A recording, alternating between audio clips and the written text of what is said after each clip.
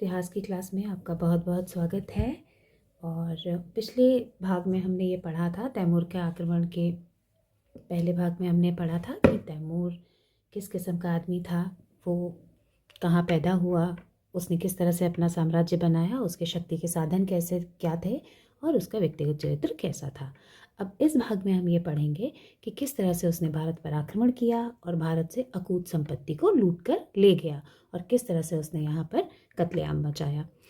तो ये कहानी शुरू होती है कि तैमूर का एक पोता था, उसका नाम था पीर मोहम्मद। तो पीर मोहम्मद उस वक्त काबुल का सूबेदार था। तो उसने जो है तैमूर के आक्रमण से पहले उच्च को जीता और मुल्तान पर घेरा डाल रखा था। तो जब मार्च या अप्रैल 1398 में तैमूर जो है समरकंद से भारत के लिए निकला, तो ये लाइन जो आपको ड्रॉ की हुई दिख रही है वो इसी रास्ते भारत आया, इस तरह से वो भारत आता है और यहाँ पर आकर के सबसे पहले उसने सिंधु नदी को पार किया, इंडस, यानी कि उसने सिंधु नदी को पार किया। और उसके बाद जो है सिंधु नदी को पार करने के बाद उसने जो है वो झेलम नदी के किनारे चलता हुआ तालंबा, एक जगह थी तालंबा, उसको उसने जो है जीत लिया। तालंबा को तैमूर ने जीता और वहाँ पर जब तैमूर था तालंबा में तो मुल्तान से उसका जो पोता था पीर मोहम्मद वो भी आकर के जो है तालंबा में तैमूर से मिल गया। तालंबा में मिला और उसके बाद जो है तैमूर ने क्या किया कि तैमूर ने अपनी जो सेना थी उसको दो अलग अलग जगहों पर भेजा। कुछ लोगों को उसने दीपालपुर भेज दिया और कुछ को उसने एक टुकड़ी को जो है समाना के लिए रवाना कर दिया। वहाँ भेजने के बाद जो है वो खुद जो है तैमूर खुद भटनेर के किले पर आक्रमण करने के लिए चल दिया और वहाँ पर जाकर के वहाँ पर उस वक्त जो है भटनेर के किले का जो सूबेदार था वो दुलाचंद था, वो एक हिंदू था, उसने आत्मसमर्पण कर दिया। लेकिन चूंकि तैमूर एक नरशंस आदमी है, उसने तब भी किले को पूरी तरह से धूल में मिला दिया और जो नगर था उसे भी नष्ट कर दिया। उसके बाद जो है मार्ग में लूटपाट करता हुआ जो है ये दिसंबर 1398 के आसपास दिल्ली के नज़दीक पहुंच गया। जब ये दिल्ली के नज़दीक पहुंचा तो तब तक उस वक्त जो है जो सुल्तान था दिल्ली सल्तनत का, तुगलक वंश का शासक सुल्तान नासिरुद्दीन उस वक्त दिल्ली सल्तनत का शासक था। उसने जो है इसको रोकने के लिए कोई प्रयत्न नहीं किया और जब तैमूर दिल्ली के फाटक पर आ गया, दिल्ली की सीमा पर आ गया, तब सुल्तान नासिरुद्दीन ने और उसके वजीर मल्लू इकबाल ने यह निश्चय किया कि तैमूर के आक्रमण का सामना किया है। क्या किया कि तैमूर की सेना के पृष्ठभाग पर एक आक्रमण कर दिया। और लेकिन क्या हुआ कि वो बहुत बुरी तरीके से वो पराजित हुए और फिर दोनों के दोनों यानी कि सुल्तान नासिरुद्दीन और उसका जो वजीर था मल्लू इकबाल, दोनों को जो है भागना पड़ा। अब तैमूर ने दिल्ली पर आक्रमण करने की तैयारी की और जब उसने दिल्ली पर आक्रमण करने की तैयारी की तो उससे पहले उसने क्या किया, जैसे कि हमने उसका मार्ग देखा था दिल्ली तक आने का, अभी मैंने आपको मैप में दिखाया था, तो जगह जगह पे जहाँ जहाँ वो गया उसने वहाँ से जो है हिंदू कैदियों को कैद किया, हिंदू लोगों को कैद किया। तो उसने क्या किया कि 1 लाख हिंदू जो कैदी हैं उनका बहुत नृशंसतापूर्वक कत्ल करा दिया। क्यों कत्ल कराया कि भाई देखो, उसके 2 कारण थे। एक तो कि भाई लोगों में भय और आतंक फैल जाए, कि भाई लोगों को ये लगे कि ये कितना नृशंस है, कितना खतरनाक है, कि मतलब इसने 1 लाख हिंदुओं का कत्ल कर दिया।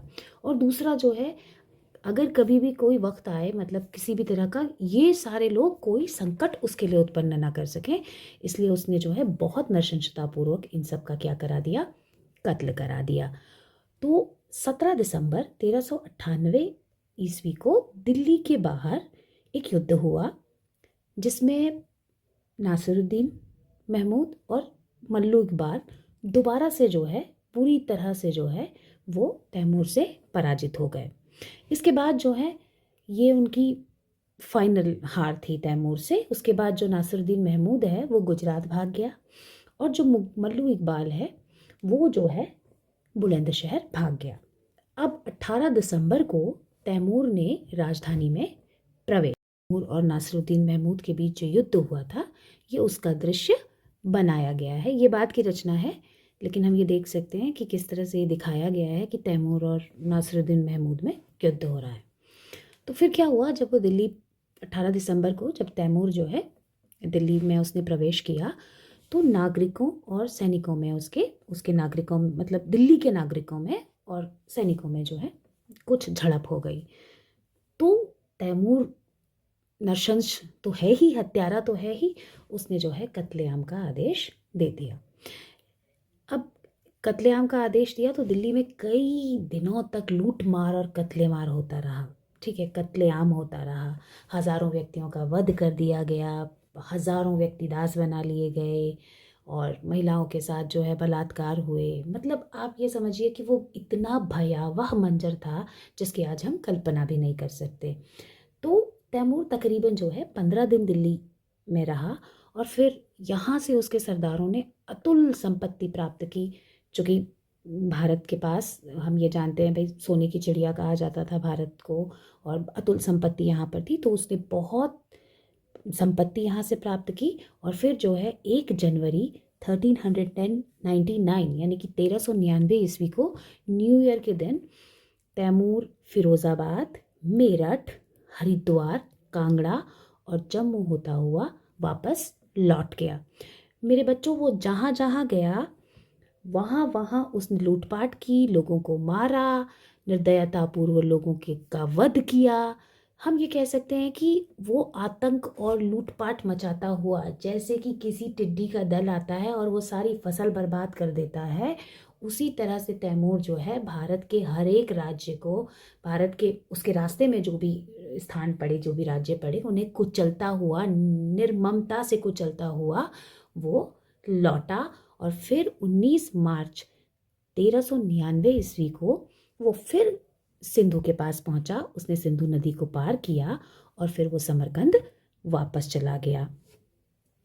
जाने से पहले उसने खिज्र खां को मुल्तान, लाहौर और दीपालपुर का सूबेदार नियुक्त किया।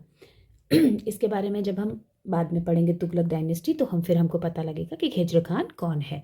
ठीक है, तो इसने क्या किया, उसको मैंने जैसे कि आपको बताया मुल्तान, लाहौर और दीपालपुर का उसे सूबेदार बना दिया गया। आसपास के क्षेत्रों को छोड़ करके दिल्ली के सुल्तान के पास कुछ भी नहीं बचा।